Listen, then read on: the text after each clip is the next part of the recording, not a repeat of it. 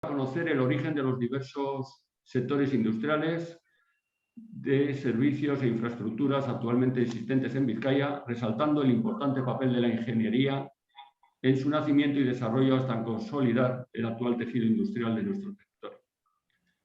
Estas charlas están dirigidas tanto a personas, colegiadas o no, y pretenden reconocer a los protagonistas del último siglo de la ingeniería de Vizcaya, orientando también a los jóvenes ingenieros sobre los sectores de actividad donde pueden desarrollar su carrera y dando visibilidad a la ingeniería como actividad profesional generadora de calidad de vida para toda la sociedad.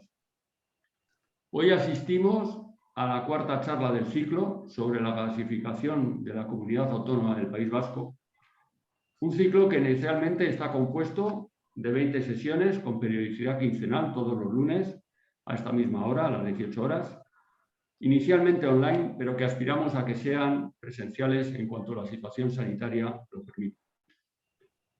Soy Víctor Pérez de Guezuraga, secretario de la Junta del Colegio de Ingenieros Industriales, y espero que estéis todos vosotros y vuestras familias bien y superando la difícil situación actual derivada de esta crisis sanitaria que sigue azotándonos.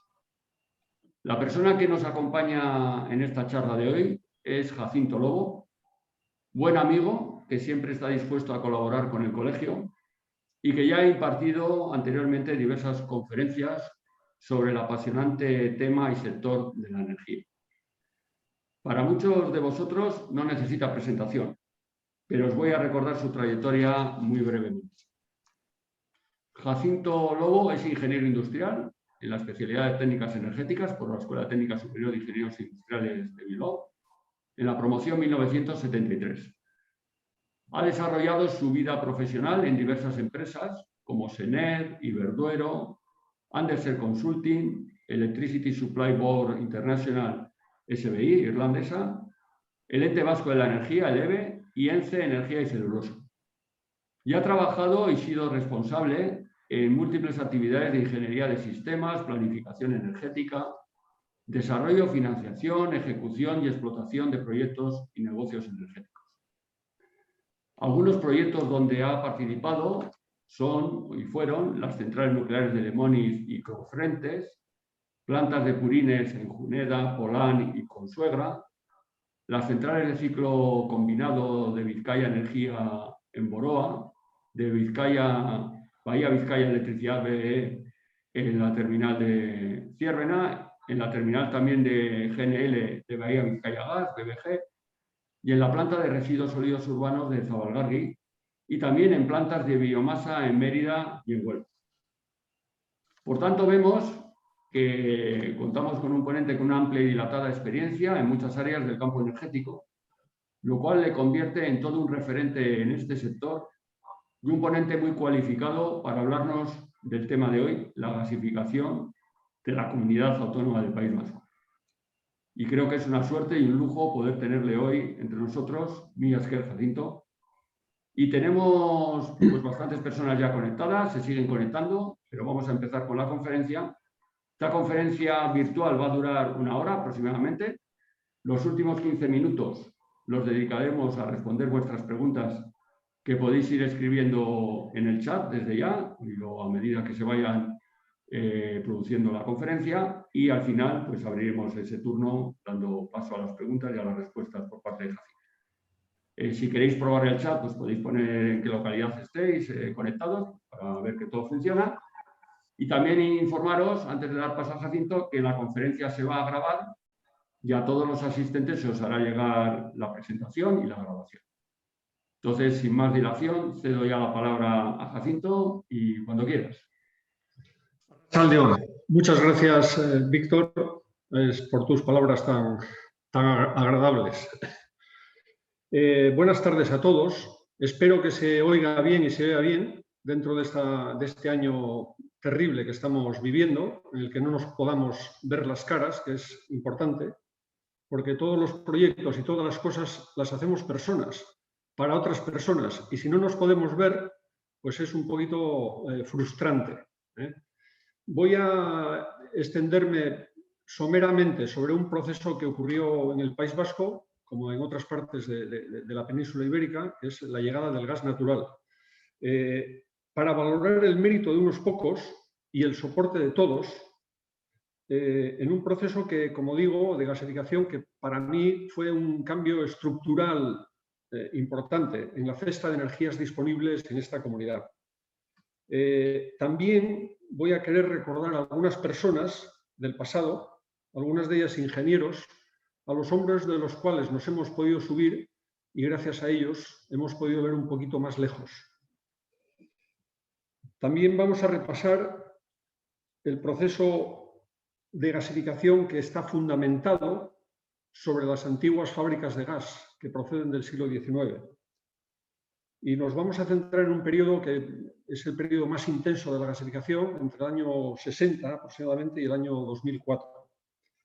Y finalmente vamos a hacer unas pequeñas reflexiones, y más que reflexiones son preguntas, porque, como decía Bohr, es difícil hacer predicciones, especialmente cuando se trata del futuro. Y es una frase muy acertada porque efectivamente normalmente nos solemos equivocar bastante, pero hay que hacerlo y es importante hacerlo. Entonces voy a pasar... Vamos a ver.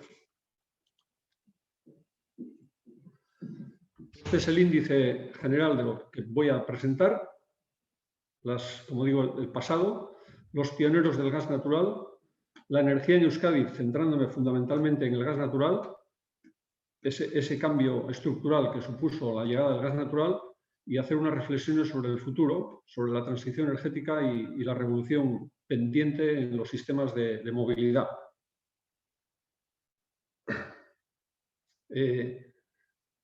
Quiero presentaros previamente un par de vídeos de 4 minutos, van a llevar. El primero es para ver cómo, por desconocimiento, los ingenieros podemos producir desastres.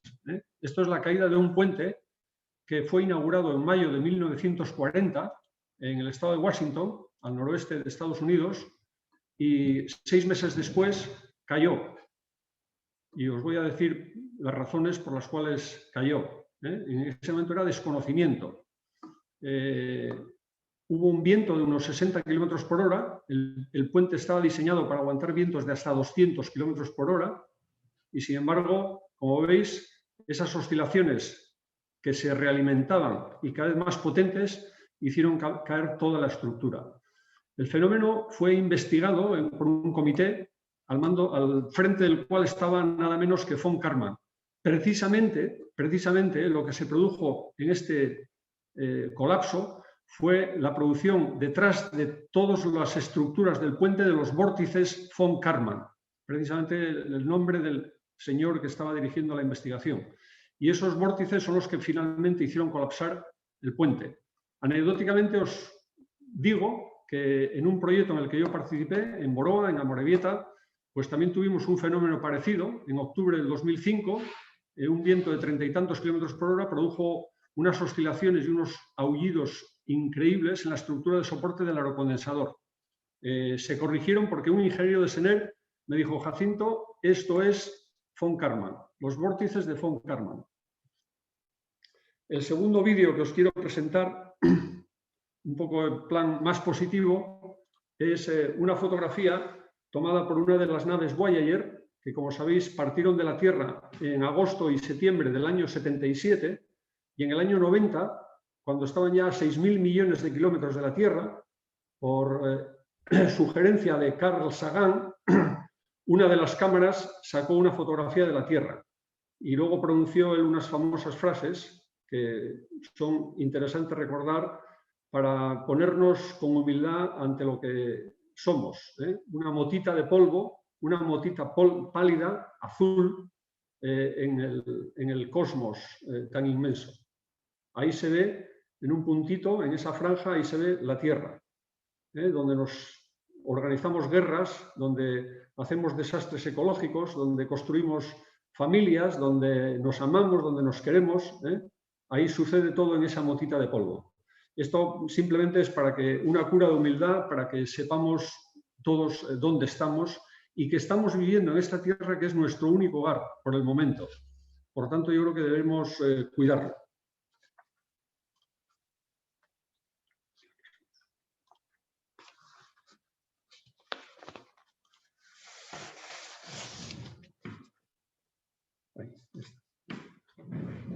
Bueno, entonces, yendo ya al meollo del asunto, quiero hacer primero una pequeña reflexión sobre la ingeniería. Ya en la primera de las charlas, Chema Menéndez Salcedo ya comentó de forma mucho más precisa que lo que se define como ingeniería. Yo pongo aquí algo que le escuché una vez a un profesor en la escuela, Francisco Albizu, y que yo creo que encaja bastante bien con lo que yo pienso que es la ingeniería. El arte de ingeniarse para crear y realizar proyectos, obras o gestionar grandes infraestructuras con escasos recursos. Ese siempre es el dilema con el que trabajamos los ingenieros. Siempre tenemos escasos recursos, tanto financieros, económicos, humanos y temporales, porque tenemos que trabajar contra un triángulo siempre omnipotente: plazo, calidad y costes.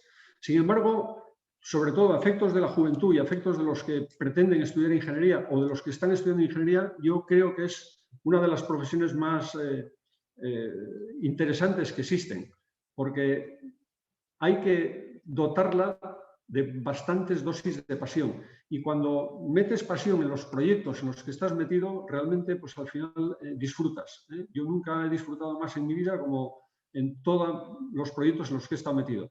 Y siempre trabajando alrededor del mundo de la energía, que es, por cierto, un concepto pues, sumamente, digamos, abstracto. Quiero también recordar aquí pues, algunas personas, algunas de la escuela, que me ayudaron, digamos, a encontrar este camino. Por ejemplo, Luis de León, José Antonio Garrido, Enrique Belda, Enrique Laínez, Ricardo Álvarez Isasi, Juan Vicente Martínez Zorraquino, que fue el que realmente más me influyó en toda mi carrera profesional, y Francisco Albizu, por supuesto. Y también en la vida, pues quiero recordar a 4 personas que para mí han sido importantes. Alberto Belaustegui, que ya murió, era el director de TEAN, antes de integrarse en Ingeletre y formar lo que es hoy Ingetean. José Mari Rián, con el que trabajé y le conocí poco tiempo, pero muy intensamente.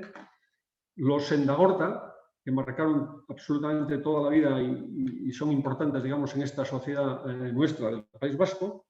Y Chema Menéndez Rubio, que, pues, con el cual pues, he pasado muchísimas horas hablando de estos temas y siempre, cada día, en cada conversación, aprendí algo. En los últimos años he estado además disfrutando al lado de otra persona, Juan Luis Arregui, un empresario, emprendedor vasco hasta la médula, increíble.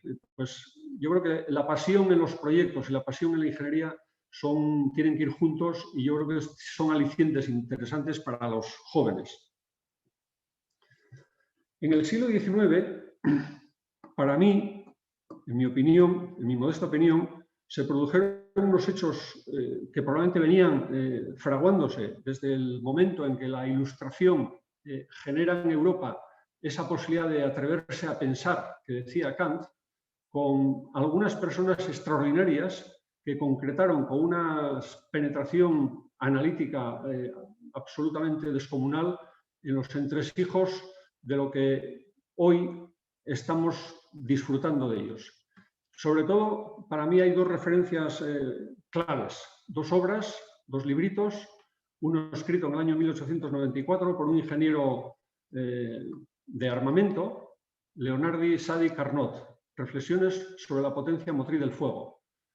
Y otro, en 1873, Maxwell, que él modestamente decía, cuando escribió este libro, Tratado de Electricidad y Magnetismo, donde concretó las famosas ecuaciones de Maxwell, luego fueron más reducidas por Heaviside a las 4 que hoy conocemos, más la quinta, que es la transmisión de la onda electromagnética, pero él modestamente decía que solamente había puesto en el lenguaje matemático lo que Faraday había descubierto. Todas estas 2 obras giran alrededor de 2 ficciones, 2 conceptos sumamente abstractos que todavía hoy es difícil definir qué son. Uno es la energía y otro es la entropía. Y alrededor de ello pues, hubo unas cuantas personas, ahí cito algunas: Bath, Joule, Meyer, Thomson, von Helmholtz, Clausius, Ludwig Boltzmann, Ørsted, Ampère, Faraday, Ohm, una serie de personajes que produjeron algo que, bueno, es increíble, pero esta curva es del Fondo Monetario Internacional, no es una curva mía. Esta curva lo que viene a decir es que el PIB del mundo ha estado prácticamente pequeño y estancado durante los últimos 2000 años. Y es a partir de la segunda mitad del siglo XIX cuando se produce una explosión exponencial.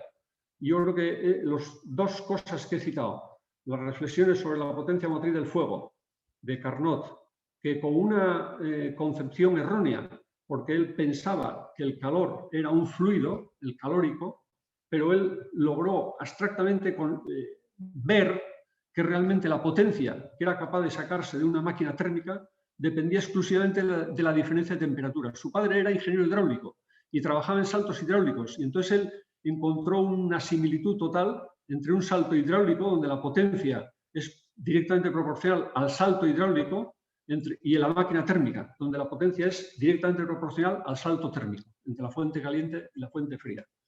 Ese hecho tardó varios años en llegar, digamos, a ser utilizado, a ser comprendido, a ser utilizado.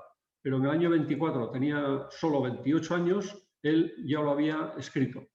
Y el segundo libro, el de Maxwell, hay que decir que a los 5 años estaba traducido al francés y al alemán. Y anecdóticamente hay que reconocer que todavía, no es que yo sepa, no ha sido traducido al castellano. Es una lástima, porque la electricidad y las máquinas de vapor fueron las que produjeron este enorme salto que se produce a final del siglo XIX. Ahí lo vemos en esta curva del Fondo Monetario Internacional. Vamos a ir al gas natural.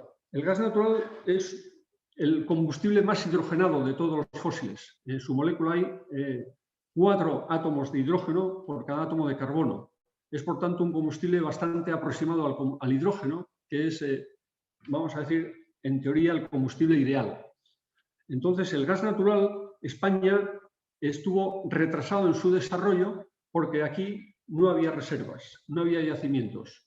Así como otros países las habían desarrollado porque aparecieron yacimientos como el de Groningen en Holanda, el de Lac en Francia o el de la cuenca del Po en Italia, y a raíz de ahí se desarrollaron empresas, todas públicas, de desarrollo de extracción y distribución del gas natural. En España eso no sucedió y hubo una persona, Pedro Durán Farrell, al que yo tuve el honor de conocer, ingeniero de caminos, que desde el año 61 estaba dirigiendo Catalana de Gas y Electricidad, una empresa que provenía del siglo XIX, de 1843, y que empezaba a ver el gas con sus enormes posibilidades, porque Catalana de Gas estaba suministrando gas manufacturado para el alumbrado. En realidad, el gas manufacturado que se producía a partir del carbón o naftas servía casi exclusivamente para el alumbrado en las ciudades. Entonces, alguien estaba viendo que el futuro iba a ser el gas natural. Entonces, el problema era cómo traer el gas natural. Y Pedro Durán fue el pionero del gas natural en España. Tuvo la suerte también de que en el año 64 llegó al gobierno de Franco, estamos todavía en dictadura, Gregorio López Bravo, otro ingeniero naval, amigo de los Endagorta, que impulsó desde su lugar la posibilidad de que el desarrollo del gas fuese realizado por empresas privadas, por iniciativa privada, cosa que no estaba bien vista porque había un monopolio de petróleos desde el año 28 que era mucha gente muy partidaria del desarrollo, digamos, vamos a decir, público. Ahí hubo una batalla importantísima que finalmente la ganó Catalana de Gas, y así en el año 64 se presenta una solicitud de concesión para una terminal de gas licuado en Barcelona, que después de muchas batallas legales y de 2 informes jurídicos, uno del profesor Enterría y otro del profesor Garrigues, se solventaron, y finalmente el 19 de febrero del año 69 llegó el primer gas licuado a Barcelona. En paralelo habían existido iniciativas aquí de empresarios, como por ejemplo Isidoro del Clos, nieto de un empresario francés afincado en Bilbao, que ya trabajaba en la industria del vidrio, que estaban viendo las posibilidades enormes del gas para sus industrias.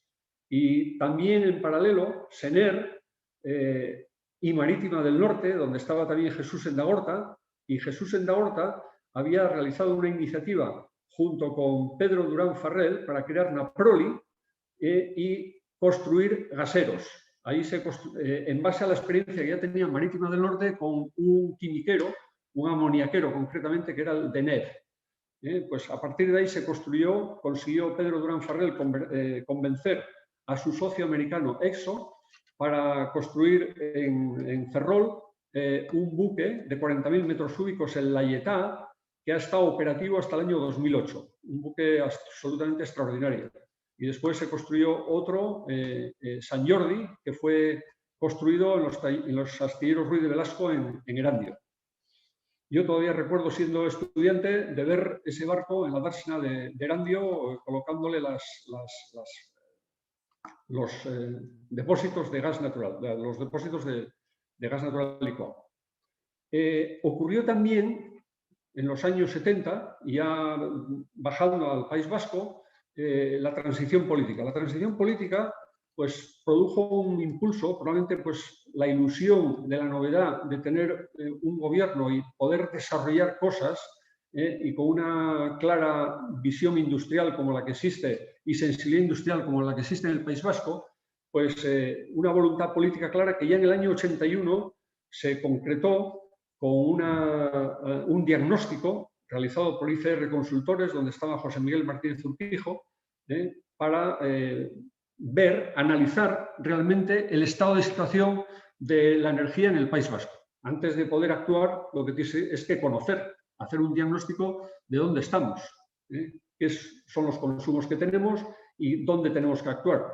Y eso propicia los acuerdos de mayo del 82, por lo que se crean dos importantes sociedades. Una, el Ente Vasco de Energía, como órgano encargado de la gestión energética, y otra, la Sociedad Gas de Euskadi, que venía a sustituir a lo que en aquel momento era ya Enagas, que había sustituido a Catalana de Gas, que luego fue transferido todos sus derechos a Gas Natural Sociedad Anónima, en la expansión, digamos, del gas por toda la península ibérica.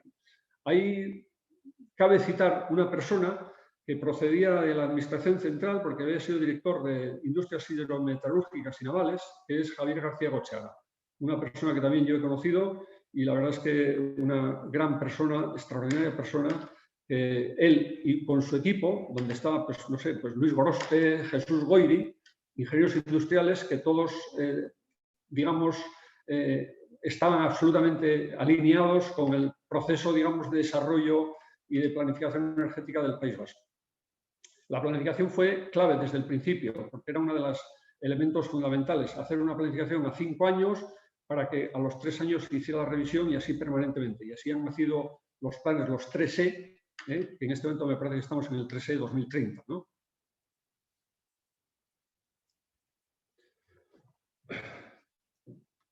Aquí estoy brevemente indicando, o muy resumidamente indicando, la cronología y los actores industriales del gas en el País Vasco.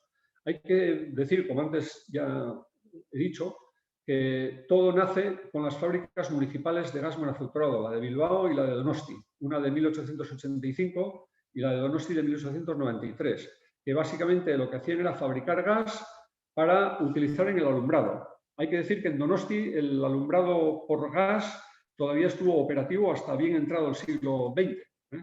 La electrificación que se produce a partir de la primera central que Edison monta en el Bajo Manhattan en 1892 aproximadamente, pues produjo un hecho increíble que es el desarrollo, digamos, de los sistemas de alumbrado por electricidad. En el año 81, ya en ese proceso, digamos, de desarrollo del autogobierno del País Vasco, se crea el CADEM, el Centro de Ahorro y Desarrollo Energético y Minero, y se hace y se encarga a ICR Consultores este diagnóstico energético del País Vasco. En el año 82, vuelvo a insistir, se producen unos acuerdos fundamentales por los cuales se crean el Ente Vasco de Energía y la Sociedad de Gas de Euskadi. La Sociedad de Gas de Euskadi es la primera empresa vasca promotora, digamos, e impulsora del gas natural. En el año 83 se crea también la Sociedad de Hidrocarburos de Euskadi, CHESA, para realizar procesos de investigación, exploración y desarrollo de recursos energéticos mineros con socios. En el año 86 se inicia la explotación del yacimiento Gaviota, que finaliza en el año 93-94. En el año 87 se crea Naturgas, la empresa, digamos, ya distribuidora. Gas de Euskadi se queda en empresa de transporte, alta presión, y Naturgas es la empresa distribuidora y comercializadora, la que llega directamente a todos los clientes. Y también se impulsa desde el gobierno el primer plan de cogeneración, porque el gas, claro, el gas es el órgano ideal, el elemento ideal para utilizar la cogeneración, donde en una turbina de gas o en un motor de gas puedes estar produciendo energía eléctrica y los calores residuales todavía son muy aprovechables para generar vapor para los procesos, sea el papel, sea el vidrio, etcétera, etcétera. Las sociedades de gas que en aquel momento empezaban, digamos, estaban desarrollando su actividad, además de las dos sociedades que, como digo, venían ya existiendo desde el siglo XIX, la de Bilbao, Bilbogas, y la de Donosti, Donostigas, está Naturgas, y hay otras sociedades municipales como Hernanigas, Tolosagas, Pasayagas. Existe una dispersión enorme que hace que el gobierno analice la posibilidad de poder, digamos, realizar una unión de activos gasistas a efectos de tener más cuerpo, facilitar o tener más potencia de compra. El gas es un producto, digamos, extremadamente oligopolizado a nivel mundial y si no tienes capacidad de compra, pues puedes hacer poco en este mundo tan globalizado. Entonces, se analiza un intento de crear una sociedad, Naturcorp, para aglutinar, digamos, todos sus activos y todas esas actividades gasistas. En un mercado no solamente, digamos, doméstico, sino también industrial importante. Además, la vocación del gobierno en ese sentido era enorme, en el sentido del servicio que el gas estaba produciendo a la sociedad, porque lo que estábamos haciendo en Gas de Euskadi era enterrar tubos con dineros, digamos, de los contribuyentes. Entonces, había una necesidad evidente de devolver eso con plusvalías, evidentemente, a los ciudadanos. El servicio, por tanto, era muy importante darlo en plenitud.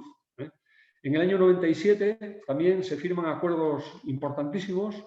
Inicialmente, EDE y Amoco firman una sociedad que luego fue absorbida, comprada por BP, que tenía yacimientos importantes, reservas importantes de gas natural en Trinidad y Tobago. Y EDB, el Ente Vasco de Energía, evidentemente.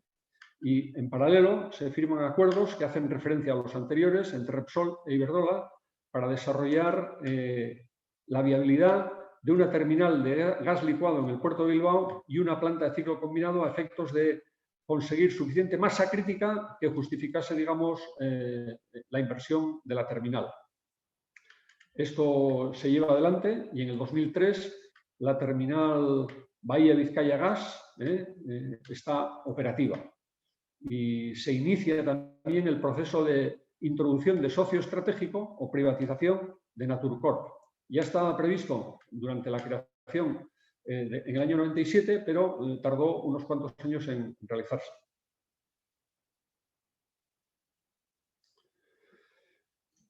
De números voy a hablar poco porque yo creo que todos los datos están en la página web del Ente Vasco de Energía o en la página web del Ministerio de Transición Ecológica. Existen en este momento muchísimas, digamos, plataformas online que tienen información pormenorizada.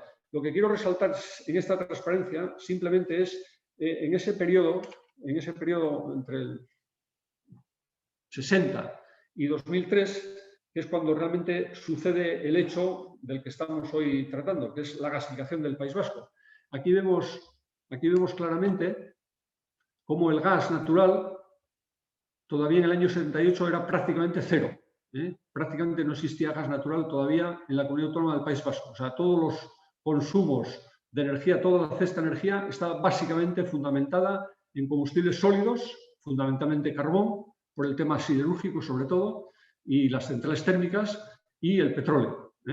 El petróleo, hay que pensar aquí que estamos 53,8 en el año 68, pero habíamos venido de más del 60% en cuota de demanda de energía, que es una cosa importantísima. Como digo, en el año 78 estábamos todavía en el gas natural, cero. Y fijaos, en el año 2003 estamos en el 28,9%. O sea, ahora ya, digamos, estamos ya totalmente, digamos, una sociedad totalmente gasificada. O sea, yo por eso no he querido, digamos, extender datos con posterioridad al 2003. Pero, como digo, están totalmente accesibles en la página web del Ente Vasco de Energía, en la página web de Enagas, en la página web del Ministerio de Transición Ecológica. Esto para mí es un hecho importantísimo, es un cambio estructural. O sea, en este momento, 78, no existía esa energía, no existía la posibilidad de utilizar esa energía, y en el año 2003 estamos con un 28%. O sea, Europa nos lleva una ventaja, pero el País Vasco acelera en muy poco tiempo un proceso de transformación absolutamente fundamental. Es fundamental porque en aquel momento que se estaba utilizando muchísimo petróleo y muchísimo carbón para producir energía eléctrica, son combustibles que tienen azufre, son combustibles que generan partículas. Y a pesar de que los medios que existían ya en aquel momento eran interesantes, pero la legislación no era absolutamente, vamos a decir, no estaba totalmente volcada en la reducción de esos valores, y por eso las cifras de contaminación eran apabullantes. La llegada del gas natural en las ciudades, por ejemplo, los cambios de calderas de carbón a calderas de gas natural con la reducción de partículas prácticamente en un 100%, la reducción de SO2 pues, a valores absolutamente, digamos, insignificantes, y las reducciones incluso de NOx, porque los combustores de NOx de gas natural son mucho más eficientes en este sentido, pues significó una limpieza medioambiental increíble, que es un valor que hoy, gracias, en este momento, se puede, digamos, cuantificar. Es un problema famoso de las famosas externalidades. Hay muchas energías que se utilizan y que están produciendo contaminación que la estamos soportando todos.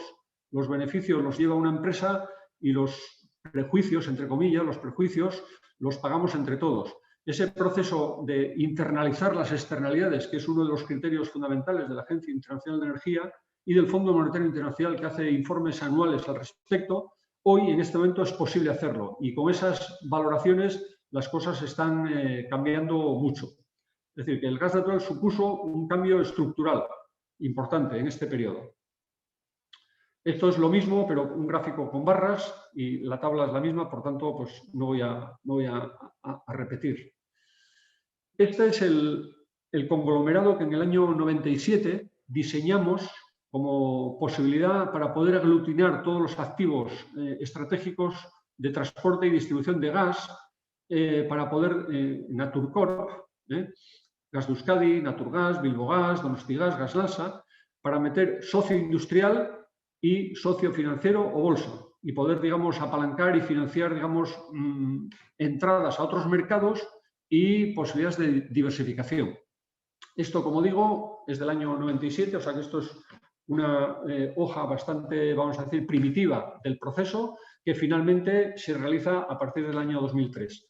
En este momento también tengo que decir que se está preparando un libro por el profesor Valdaliso de la Universidad del País Vasco, que supongo que con la pandemia se le estará retrasando al pobre, pero que verá la luz, espero que en este año, que va a ser una historia de Nortegas, que es la sociedad que en este momento pues, es la distribuidora de gas del País Vasco, y que yo creo que va a recoger seguramente con mayor precisión toda esta historia, que es una historia tan atractiva.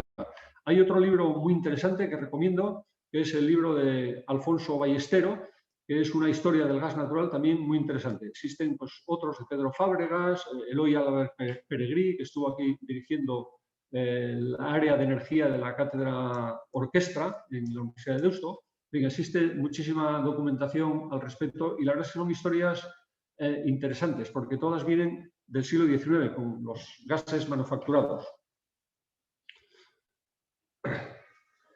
En esos años indico aquí el esfuerzo inversor que realizado por el EBE en millones de euros corrientes, tanto en sociedades de gas, como en energías renovables, como en eficiencia, en hidrocarburos y en proyectos energéticos, tipo, por ejemplo, los proyectos de Bahía de Vizcaya Gas, Bahía de Vizcaya Electricidad. En total son 555 millones de euros.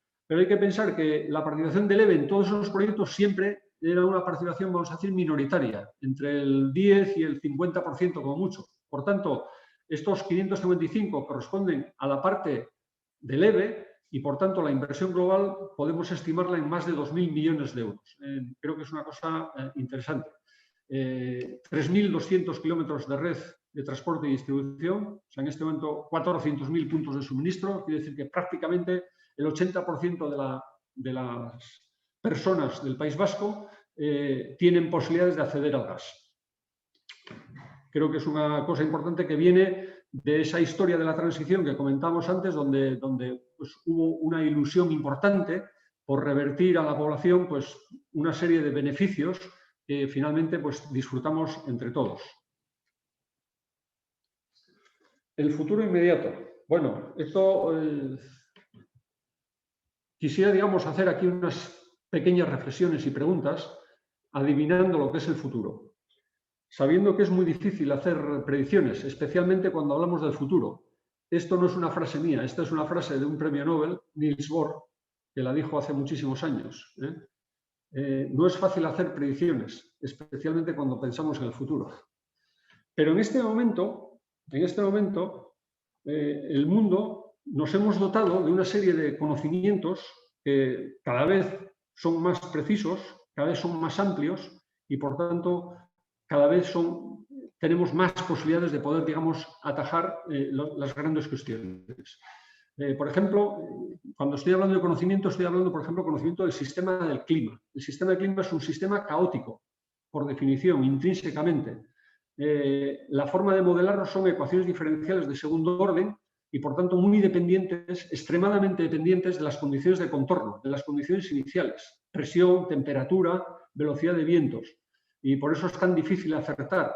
Y en este momento, con la mejora de los modelados, desarrollados fundamentalmente desde la NOAA, desde la Agencia Nacional Americana del Clima y Meteorología, fundamentalmente, y del panel intergubernamental de cambio climático de la ONU, tenemos unos sistemas matemáticos que hacen que las precisiones sean extremadamente finas en 7 días. Por eso las predicciones de clima en 7 días son bastante precisas, cosa que no ocurría pues, todavía hace 15 años. O sea, que es una cosa que está mejorando corrientemente. Y sobre todo, hoy existe una toma de conciencia, yo diría, prácticamente universal respecto a los impactos, de la actividad humana. No hay ninguna actividad humana que no tenga impactos. Y el problema del desarrollo es más el problema de los sumideros que el problema, digamos, de los recursos. Recursos tenemos y somos capaces de inventarnos otros recursos. Hace 600.000 años aproximadamente el hombre empezó a dominar el fuego. La madera fue fundamental hasta el siglo XVIII, cuando empezó el carbón a utilizarse. Y de repente, pues el ingenio de personas, herreros como Newton o como Watt, fueron capaces de extraer máquinas térmicas que tenían solo el 5% de rendimiento. Fijaos, Watt, por ejemplo, desarrolla su máquina cerrando el ciclo de Newton con un condensador y no vendía sus máquinas. Les decía a los mineros, dice, los ahorros de los próximos 2 años, la mitad para ti y la mitad para mí. Watt se hizo millonario con ese sistema. Es decir, que existe una toma de conciencia en este momento de lo que antes comentaba del coste de las externalidades, fundamentalmente al sistema de salud y al sistema de medio ambiente. Hoy todos los osakidetzas, todos los organismos de sanidad de cada comunidad autónoma conocen exactamente los problemas que acarrea, por ejemplo, las emisiones de partículas o las emisiones de NOx en cuanto a número de horas de trabajo perdidas o ingresos hospitalarios, que significa un coste al sistema. Fijaos, por ejemplo, en la segunda legislatura de Obama se desarrolló la Ley de Energía Limpia. Fue presentada al Congreso y fue rechazada porque el Congreso exigía que se hiciera un análisis coste-beneficio. Ese análisis fue hecho y el resultado fue favorable a realizar las inversiones que el Plan de Energía Limpia preveía. Es decir, que si haces las inversiones que son importantes, las que vamos a tener que hacer ahora, eso es más rentable que no hacer nada. O sea, el laissez-faire, el dejar las cosas, el business as usual de los americanos. Existe un instrumento de internalización de costes que nos hemos creado, los economistas lo han creado, que se llama los mercados de CO2, los mercados basados en el cap and trade. Fijamos un tope de emisiones y comercializamos hasta ese tope. Es decir, que si nos pasamos en la asignación de emisiones que nos han dado, si nos pasamos por encima, tenemos que comprar a alguien que es más eficiente que nosotros para poder, digamos, entonces, ante comprar CO2 o realizar inversiones en sistemas de abatimiento de CO2, pues empieza a ser rentable. ¿Por qué? Porque estos mercados hoy, por ejemplo, están a 43 euros la tonelada en Europa. Eso significa, 43 euros la tonelada, significa que una planta de carbón de las que teníamos operativas en España o en el País Vasco, en Pasajes, hasta hace muy pocos años, solamente con este mercado de CO2 han tenido un incremento de costes de 40 euros megavatio hora. A 40 euros de CO2 para una planta de 35% de rendimiento implica casi directamente 40 euros megavatio hora más de coste, cosa que no ocurría hace 15 años. Es decir, que esto es un coste sobrevenido que se ha internalizado. Y por eso la decisión empresarial de todas las empresas ha sido cerrar el carbón. No ha sido una decisión gubernamental, ha sido una decisión empresarial. La primera iniciada por Iberdrola y seguida inmediatamente por todos. Es una decisión empresarial porque este mercado nos ha internalizado un coste que antes no existía,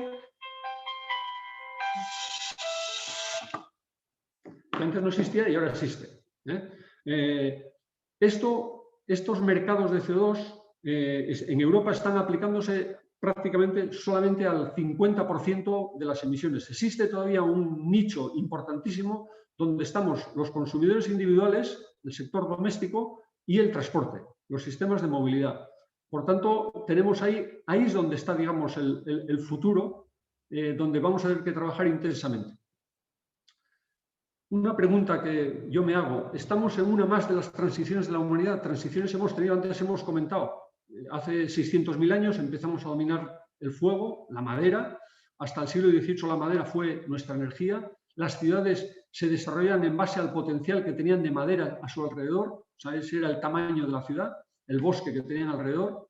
En el siglo XVIII comienza el carbón, en el siglo final del XIX, principios del XX, comienza el petróleo, ha venido la nuclear. En este momento estamos, y esta semana pasada se ha aprobado en el Congreso la Ley de Transición Energética y Cambio Climático. En España se ha aprobado con retraso, porque Alemania la aprobó en el 2010, Francia la aprobó hace 6 años, Dinamarca también hace 5 años. Hemos ido con retraso. Pero ¿es una más de las transiciones que ha habido hasta ahora o es una más trascendental? Yo pienso que esta transición es una transición más importante porque no solamente es un cambio de usos, es un cambio de cultura, es un cambio de mentalidad, es un cambio de aproximación al consumo. Existe una gran unanimidad en el mundo en alcanzar lo que se llama el Net Zero Emissions para el 2050. Claro, decir que para el 2050 vamos a no emitir CO2 significa que vamos a cerrar todos los procesos de combustión, todos los motores de combustión. ¿Es factible? ¿Es posible?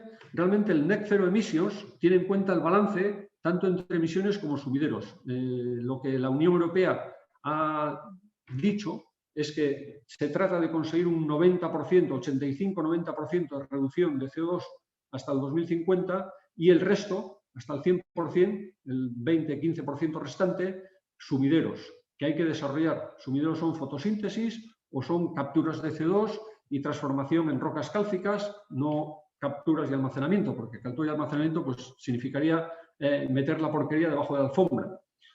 Entonces hay una pregunta que nos surge. O sea, ¿es suficiente, digamos, llegar a Net Zero Emissions para el 2050 o hay que ir algo más allá? Porque el CO2 es un elemento bastante estable en la atmósfera. Suponemos que permanece a lo largo de unos cuantos 100, 150 años. Por tanto, a base de las emisiones que estamos continuamente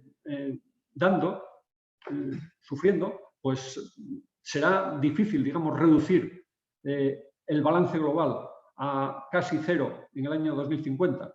Por tanto, hay una pregunta que surge de inmediato. ¿Debemos poner límites al crecimiento? Fíjate, hace unos años, aquí estuvo en Bilbao dando una conferencia Dennis Meadows, cuando 30 años después del primer libro, Los límites del crecimiento, hecho en el MIT por Meadows, su mujer y otro equipo de colaboradores, 30 años después hizo una actualización, 30 Years Update. Y realmente pues, es sobrecogedor porque yo creo que de alguna forma tenemos que poner límites al crecimiento. No puede ser crecimientos exponenciales como cuando la gente habla del 5 o 6% que va a crecer China. Es que el 7% de crecimiento significa que en 10 años debemos duplicar la base sobre la que estamos trabajando. Es decir, si es consumo de pan, pues tenemos que fabricar el doble en 10 años. Si es consumo de electricidad, tenemos que consumir el doble en 10 años, solo 7%.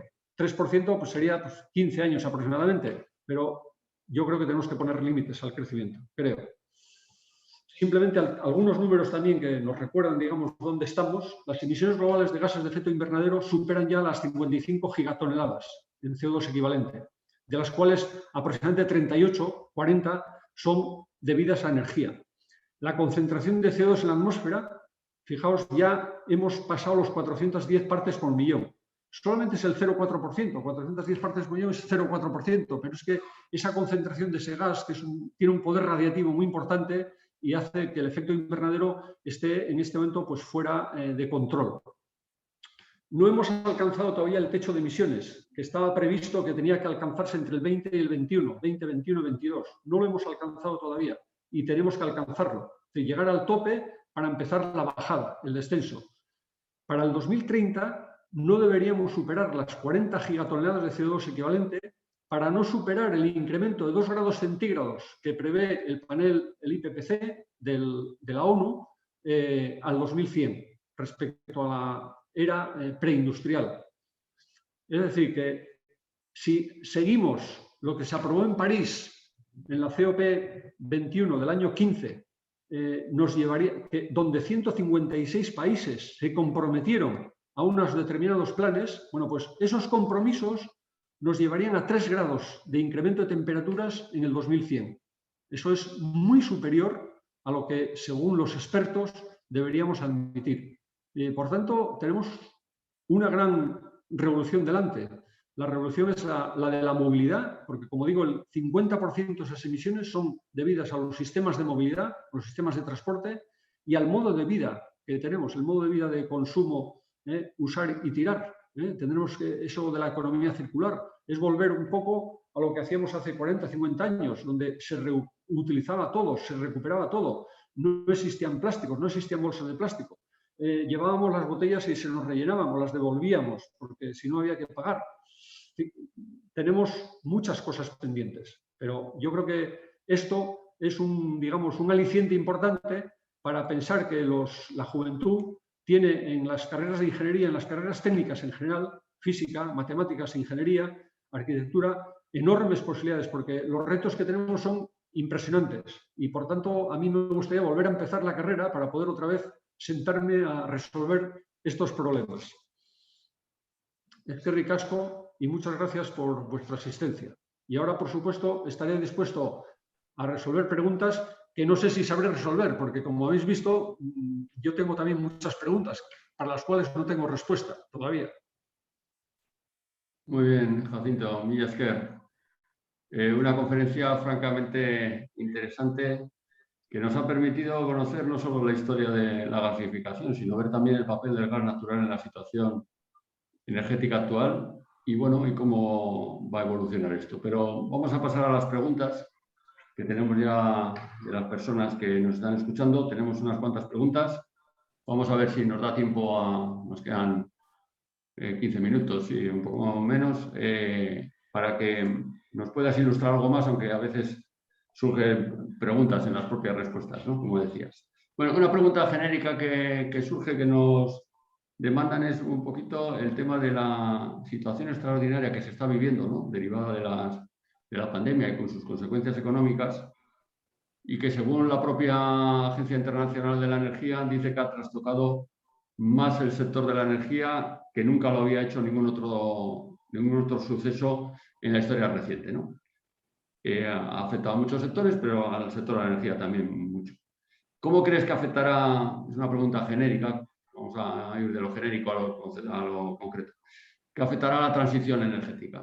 ¿Acelerará? ¿Habrá problemas por la crisis que ha generado y no hay inversiones? Bueno, yo no voy a dar la respuesta. ¿Qué nos dices, Jacinto? Bueno, yo creo que precisamente es un enorme aliciente, es un poco, digamos, la toma de conciencia que nos viene, digamos, a confirmar que efectivamente lo que estábamos diciendo no era, digamos, no era baladí, no era teórico, no era, no era lo que suponían los escépticos, sino que es una realidad. Y por tanto, yo creo que eso nos debería dar fuerzas para incluso acelerar el proceso de transición. No solamente porque va a significar inversiones, sino porque es un momento oportuno. Efectivamente, en el año 20 ha habido un descenso importantísimo, no solamente del PIB, sino también de los consumos de energías finales. Pero fijaros, el CO2, por ejemplo, en el mercado europeo no llegó a bajar más que hasta 20 euros la tonelada, desde 32 que estaba en febrero, justo antes de las declaraciones, digamos, de estados de emergencia. No bajó más que a 20 y se ha vuelto a recuperar y está ahora a 43 euros la tonelada. Eso significa que los mercados están creyendo en estas cosas. Y muchas empresas, por ejemplo Iberdrola, están apostando de forma absolutamente increíble en acelerar sus procesos de inversión, en la transformación, porque es como si hubiéramos cogido, esta parada, entre comillas, que nos hemos visto obligados a hacer, que la pandemia nos ha obligado a hacer, es como un elemento que nos sirve para decir, oye, pues es el momento del lanzamiento, de eso que estábamos pensando, que el día a día no nos dejaba, y en este momento que hemos tenido que pararnos a pensar un poquito, que hemos estado en nuestras casas, es el momento de decir, oye, pues de verdad, eso que estábamos pensando, no solamente tenemos que hacerlo, sino acelerarlo.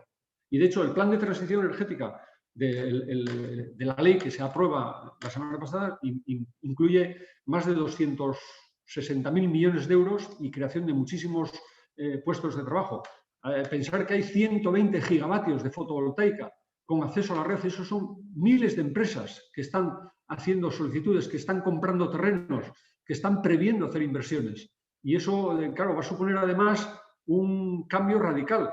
No he querido durante la presentación explicar, pero fijaos, desde 1890, cuando Edison construye su primera planta eléctrica en el sur de Manhattan, hasta hace 10 años, toda la producción de electricidad se hacía con máquinas que daban vueltas, con alternadores, movidos por vapor, movidos por agua, movidos por viento, movidos por vapor de una biomasa, movidos por vapor de un carbón, movidos por vapor de petróleo, movidos por vapor de gas, movidos por vapor nuclear, pero todo máquinas que daban vueltas. Eso tiene una inercia, un PD2, una energía rodante, que de repente estamos metiendo electrones directamente en la red, electrones extraídos de las capas exteriores del germanio y del silicio, electrones fotovoltaicos. ¿Qué va a pasar cuando tengamos 60 gigavatios en España fotovoltaicos? Pues no sé lo que va a ocurrir, pero algo hay que hacer, porque si no hay máquinas que den vueltas, los sistemas eléctricos se caen. Eso es lo que aprendíamos en la escuela con Ricardo Álvarez Isasi, por eso he querido citarle antes. El sistema eléctrico es como una cama elástica, donde hay unos muelles que son las centrales, que son las que aguantan el sistema. No solamente, digamos, es una potencia y una energía la que estamos vertiendo a la red, es una tensión y una frecuencia. En cuando hay oscilaciones de alguno de estos parámetros, los sistemas disparan.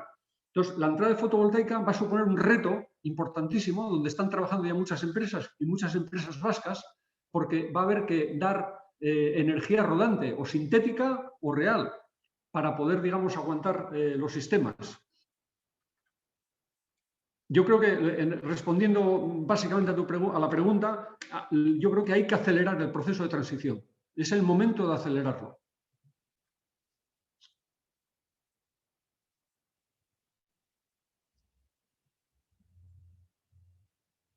Víctor. A ver, ¿se oye? Sí, sí. No, se ha desactivado el teléfono, sí, el micrófono. Que decía que una pregunta muy de actualidad que podíamos prever que estaría sobre la mesa y que además se repite por varios asistentes, es tan actual como que hoy ha salido la noticia de que qué opinión, y la pregunta es, ¿qué opinión merece que en Euskadi finalmente no se pueda extraer gas? ¿No se trata de un buen recurso como energía de transición? Bueno, en realidad es una energía de transición.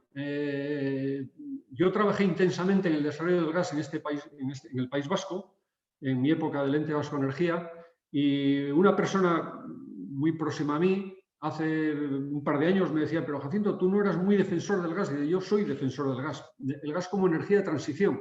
Pero el futuro, y estoy hablando de hace unos cuantos años, el futuro van a ser otras energías más limpias. Eso es una realidad impepinable, pero evidentemente habrá que hacer desarrollos tecnológicos para con ese gas hacer otras cosas, porque con el gas se hacen muchas otras cosas, se hacen fertilizantes, por ejemplo.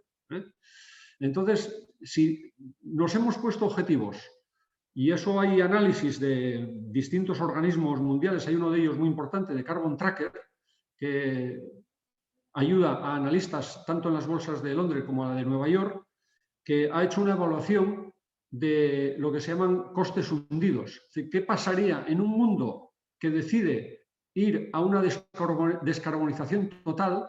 ¿Qué pasaría con los activos de las compañías de oil and gas? Pues que entre un 40 y un 60% pueden ser activos muertos, hundidos, stranded cost. Eso puede pasar.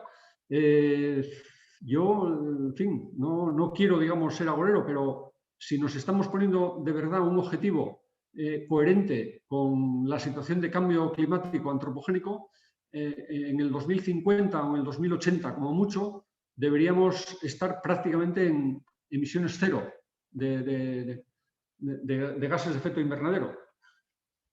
Yo creo que el gobierno vasco finalmente ha hecho lo que tiene que hacer, que es aceptar una realidad que está muy por encima del gobierno vasco y del gobierno español. Es una realidad que es ya prácticamente universal.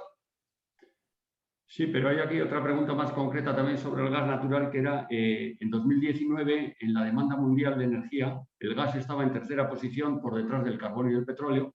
Estamos hablando de 2019, pre-COVID. Y por delante de las renovables y la nuclear. Y de repente dicen, la pregunta es, ¿cuál va a ser el papel del gas en el futuro mix energético? Pues de repente no pasará a desaparecer, ¿no? Habrá como su nombre indica, una propia transición, ¿no?, de las energías. Sí, bueno, yo creo que la transición estamos hablando hasta el 2050. Yo creo que es lo que estamos comentando. Hasta el 2050, que quedan todavía pues casi 30 años, pues es un periodo, digamos, suficientemente importante como para ver que efectivamente pues vamos a tener que diversificar, digamos, a otras energías. Evidentemente surge una pregunta que tú antes, Vicente, me estabas comentando. Hoy la intensidad eléctrica de los sistemas europeos está entre el 22 y el 27%. 27% Francia, es decir, 27% en el consumo final de energía, la participación eléctrica. La Unión Europea quiere que eso llegue al 50%. Es decir, que de la energía final que finalmente usamos los consumidores, las fábricas, en nuestras casas, en nuestras fábricas, en nuestros comercios, quiere que el 50% sea electricidad, que eso significa, evidentemente, la transformación del parque del sistema de movilidad, pasar a sistemas, digamos, eléctricos, bicicletas, patinetes, todo ese mundo que es un mundo más el trabajo en casa, que además se ha acelerado con la pandemia. Yo creo que muchísimas empresas han aprendido a que se puede hacer mucho trabajo desde casa. Bueno, todas esas cosas nos harán que en el 2050 estemos cerca o próximos al 50% de participación eléctrica en el consumo final bruto de energía.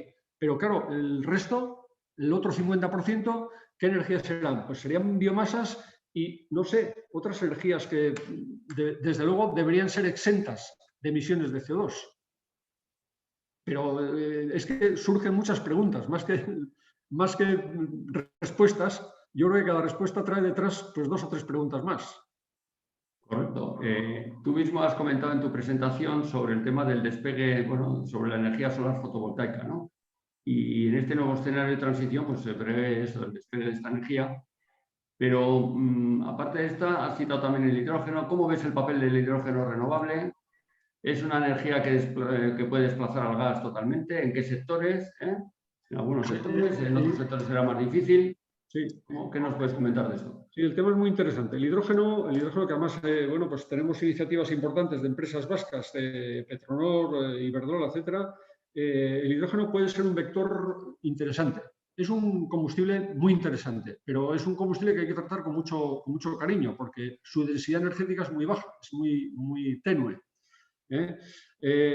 Vamos a ver, la fotovoltaica, la entrada masiva de fotovoltaica y eólica, en general de energía, vamos a decir, fluyente, de coste marginal cero, va a producir hechos como son lo que se denominan vertidos. Es decir, si instalamos, imaginemos, si España tiene una punta de 30 gigavatios, 35 gigavatios, como hemos tenido este año pasado, 41 hemos tenido en el 2007 y no la hemos vuelto a superar.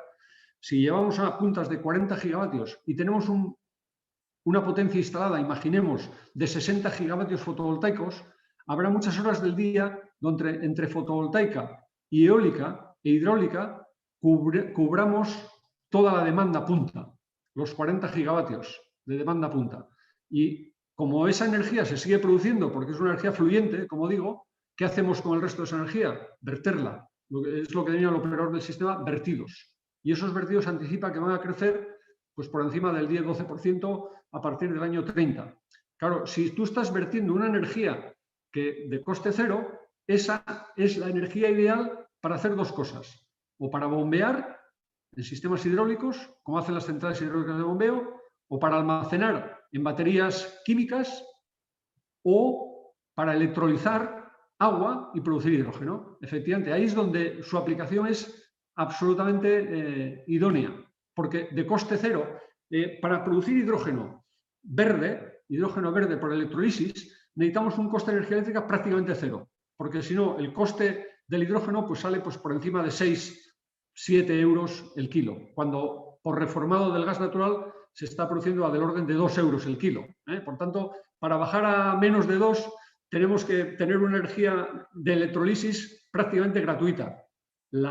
Los vertidos, los excedentes que se pueden producir de la fotovoltaica, de la eólica y de la hidráulica pueden ser ideales para ese sistema. Lo mismo que los almacenamientos en baterías, que también se están desarrollando a una velocidad vertiginosa y también va a suceder, como sucedió con la fotovoltaica, una bajada de costes increíble. Muy interesante, francamente, efectivamente. Otra preguntita que tenemos aquí sobre, ¿puede haber una infrainversión en redes eléctricas por la situación económica? Porque, claro, toda la electrificación va a suponer un despliegue, ¿no?, de las smart grids, etcétera, ¿no? No, hombre, yo creo que nuestra red está, vamos a decir, bien dimensionada, incluso podríamos decir sobredimensionada, pero es una red que ha sido desarrollada con grandes centros de producción, en grandes centrales térmicas. Imaginemos, por ejemplo, pues no sé, Compostilla. Pues Compostilla son 1.400 megavatios. Imaginemos Puentes de García Rodríguez, pues son 3.000 megavatios. Imaginemos Andorra, son 1.500 megavatios. Imaginemos, pues no sé, Ascó, Vandellós, Cofrentes. Claro, cuando esos centros desaparecen, entonces la red empieza, digamos, a cambiar de flujos. Estás metiendo energía distribuida, estás metiendo energía fotovoltaica producida en paneles que están distribuidos por toda España. Si se cumple lo que está previsto, dentro de muy poco, cada consumidor podrá ser un productor, será un prosumer. En su casa estará produciendo energía fotovoltaica para su propio consumo con sus excedentes vertidos a la red. Eso va a significar un cambio total de la topología, digamos, de la circulación de la electricidad, que, bueno, pues lo está analizando el operador del sistema porque es un tema importantísimo. O sea, las caídas de tensión en los nudos van a ser distintas, las reactancias tienen que ser distintas. Tiene su... O sea, no me atrevería a responder que la red está bien dimensionada para lo que estaba dimensionada, para lo que estaba previsto, pero ahora va a cambiar absolutamente, digamos, de panorama, de circulación. Correcto. Oye, una pregunta también de un asistente, aunque ya ha estado un poco contestada antes o dando la visión con lo del gobierno vasco sobre salir de producción de gas, y decía, ¿es rentable, la leo textualmente, rentable traer gas natural licuado desde Luisiana y Texas, Cheniere Energy cita aquí, teniendo gas en Euskadi? Pues es una buena pregunta a la cual yo no tengo respuesta. A mí también me parece, digamos, extraño. Yo creo que han sido exportaciones de oportunidad. La gran producción del shale gas en Estados Unidos ha hecho que distintos, digamos, terminales de importación de GNL se transformaran en plantas de licuefacción para exportar. Efectivamente, en el Golfo de México hay unas cuantas que están desarrollándose para exportar gas, han exportado incluso gas a Europa y, hombre, yo pienso que efectivamente, pues eso, en fin, hay que pensar que los yacimientos de Hasirmel en Argelia están a 1.200 kilómetros de Córdoba, o sea que eso es ahí al lado, ¿eh? O sea, cuando estábamos hablando antes de los pioneros, Isidoro del Clos estaba desarrollando una idea con unas empresas alemanas para desarrollar un gasoducto desde Hasirmel, desde el sur de Argelia, hasta Essen, en Alemania, pasando por España. Claro, traer gas licuado, que es una cadena de coste total desde el principio, o sea, primero licuar el gas, luego construir un barco que es caro porque hay que almacenar ese gas a menos 162 grados centígrados, transportarlo, regasificarlo y distribuirlo, pues es un coste, evidentemente, pues que yo creo que han sido exportaciones de oportunidad. Tenían ese gas, tenían que exportarlo, tenían que venderlo en algún sitio y encontraron, digamos, algunos compradores en Europa. Yo creo que el gas en estos próximos años va a ser un elemento de conflicto permanente porque va a haber excesos de producción de gas y, por tanto, precios baratos de gas y entonces el tema de los mercados de CO2 va a ser, digamos, clave. Claro, con 42 euros la tonelada de CO2 que está hoy, una planta de ciclo combinado como las que tenemos en España, que tienen 56% de rendimiento, significa que les ha venido un coste adicional de 25 euros megavatio hora.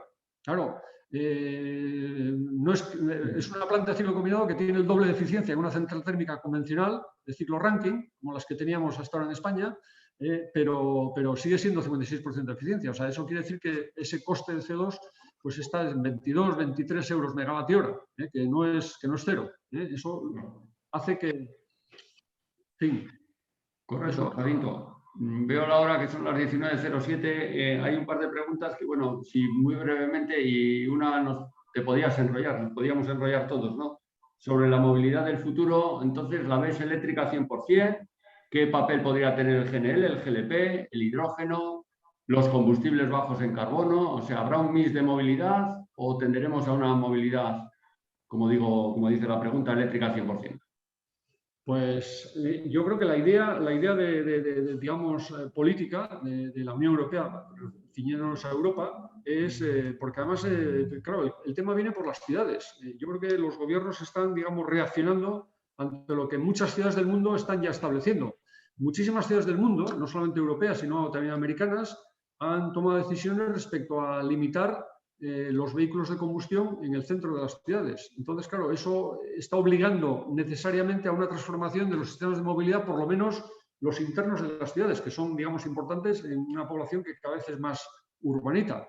Entonces, pues el GLP, los gases comprimidos, el mismo hidrógeno, pues bueno, pues van a tener, digamos, sus nichos, pero evidentemente habrá que verlos como elementos de transición.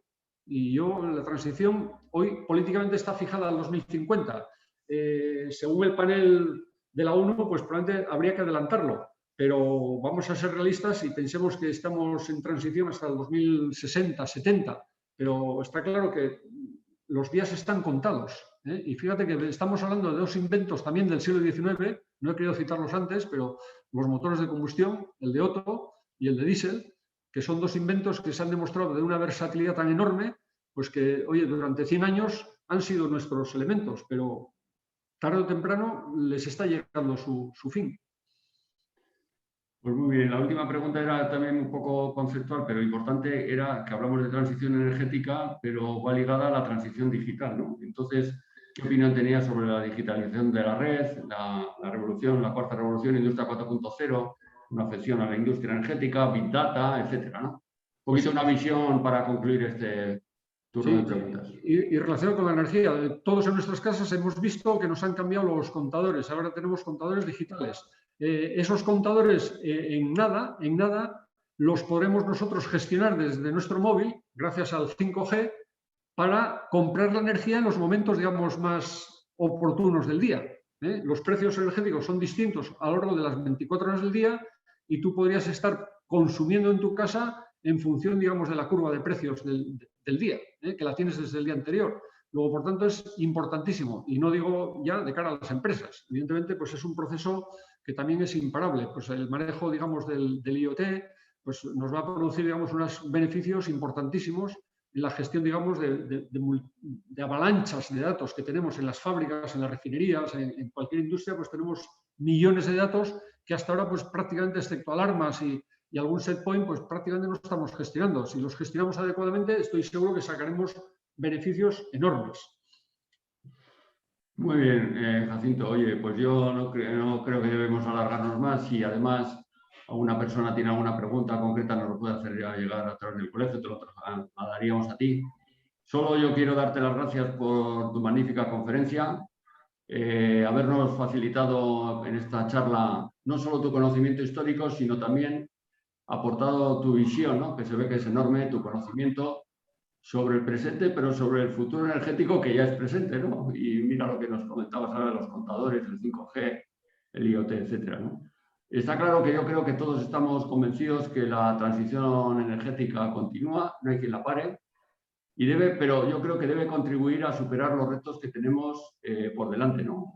Tanto en I+D+I, en reindustrialización y creación de empleo de calidad en sectores industriales y tecnológicos, pensando en global y actuando en local. Pero yo creo que debemos ser conscientes que hay una famosa frase o una realidad que es que la economía de un país es lo que son las economías de las empresas. Y aquí añadiría yo que si a eso sumamos la pasión de la ingeniería que has citado antes, pues el éxito está asegurado, ¿no? Agradecer a todos los que, muchas personas han estado conectadas, han asistido a esta conferencia del ciclo de charlas del Colegio Oficial de Ingenieros Industriales de Vizcaya, organizadas con el Colegio de Ingenieros de Caminos y el de Ingenieros de Telecomunicación. Y nada más que deciros que dos cositas, dos informaciones, que os invitamos a todos a la próxima charla, la quinta, que será el lunes 26 de abril, a las 18 horas también, y tratará sobre las energías renovables en Euskadi. El ponente será Javier Marqués, también un viejo amigo, ingeniero industrial también, que actualmente es el director técnico del Ente Vasco de la Energía. Por último, comentaros que se os va a hacer llegar a todos los asistentes una encuesta a esta sesión que hacemos de forma habitual. Y para nosotros es muy importante conocer vuestro grado de satisfacción. También podréis proponer incluso temas de vuestro interés para incluir en esta serie de charlas o en otras actividades, en otras jornadas, seminarios. Pero para esta charla, si queréis proponer alguna, que ya os he dicho que hay un programa de 20, pues la única condición sería que hayan supuesto un beneficio para la sociedad, un nuevo sector industrial o alguna infraestructura relevante, ¿no? Si no lo hacéis en la propia encuesta, lo podéis hacer también llegar las propuestas a los gerentes de los 3 colegios, ¿no? A Rafa Bilbao, a Maya Garay de Caminos y a Zaloa Campillo de Telecomunicación. Bueno, pues nada más. Tan solo nos queda desearos, o me queda desearos a todos vosotros una actividad segura, con teletrabajo, sin teletrabajo, como sea, vacunado, sin vacunar. Pero bueno, que hay que seguir para adelante y seguimos aquí para ayudaros desde los colegios de ingenieros con el impulso de la ingeniería y con todo lo que necesitéis en mentoring, en lo que haga falta. Zaindu, cuidaros y eskerrik asko zuen arretagatik. Muchas gracias. Mila esker, Jacinto. Muchas gracias.